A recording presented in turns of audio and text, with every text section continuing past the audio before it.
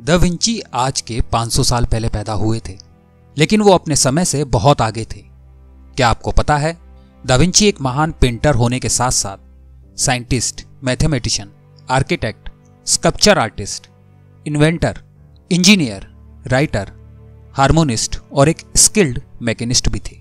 यह सुनकर शायद आपको यकीन नहीं हो रहा होगा, आखिर एक इंसान में इतनी सारी खूबियां कैसे हो सकती है, लेकिन यह सच है। लेकिन आखिर क्या वजह थी कि दा विंची के आखिरी शब्द थे, मैंने भगवान और इंसानियत को नाराज किया है।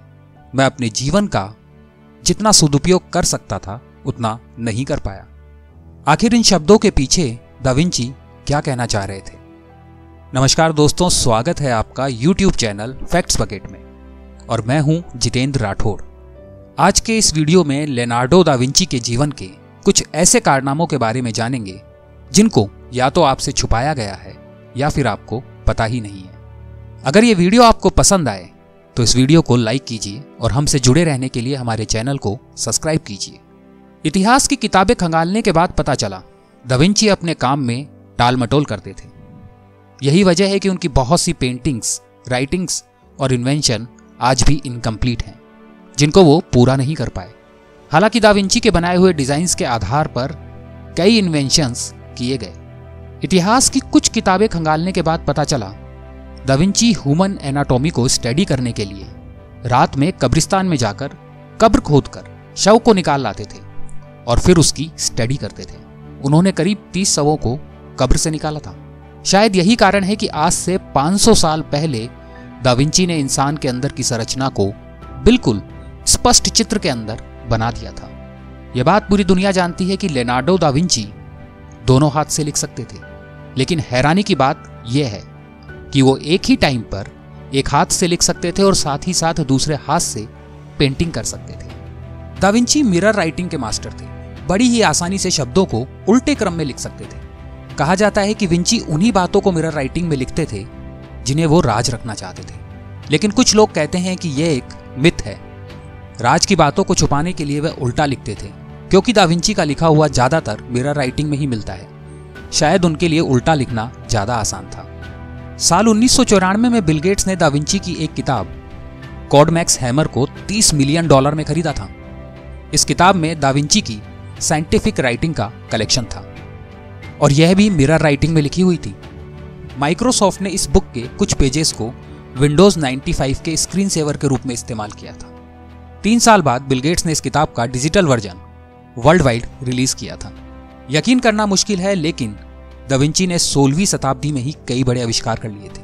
उनको पैराशूट, हेलीकॉप्टर, एरोप्लेन, टैंक जैसे इन्वेंशन के लिए क्रेडिट दिया जाता है।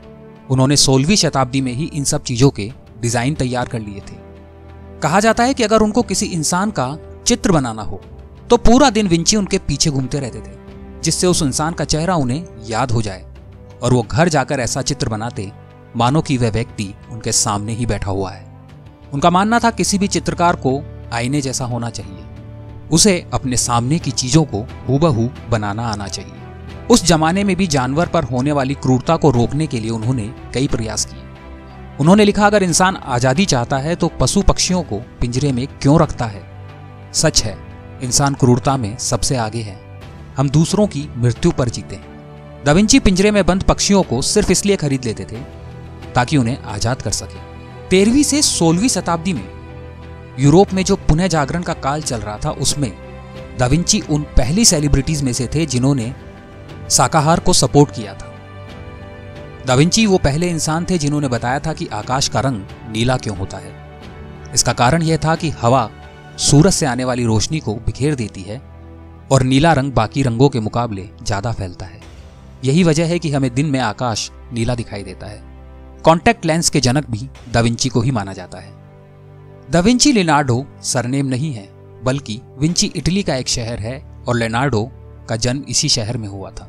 दा विंची का मतलब है ऑफ विंची, यानी वो विंची का शहर है। आपको ये जानकर आश्चर्य होगा कि दा विंची कभी स्कूल नहीं गए। सिर्फ लिखना और पढ़ना सीखने के अलावा उन्हें किसी भी प्रकार की फॉर्मल या कोई भी प्रोफेशनल एजुकेशन नहीं मिली थी। हालांकि उनके पिता उनके इस आर्टिस्टिक टैलेंट से वाकिफ थे, इसलिए उन्होंने दा विंची को इटली के एक पेंटर एंड्रियो दी वेराचो के पास पेंटिंग सीखने भेज दिया। इसके अलावा जितना भी ज्ञान दा विंची को था वो उन्होंने खुद हासिल किया था। आज के लिए बस इतना ही दोस्तों। मैं आपसे फिर मिलूंगा एक नए वीडियो के साथ। हमसे जुड़े रहने के लिए हमारे चैनल को सब्सक्राइब कीजिए और आपकी राय कमेंट करके बताइए आपको ये वीडियो कैसा लगा।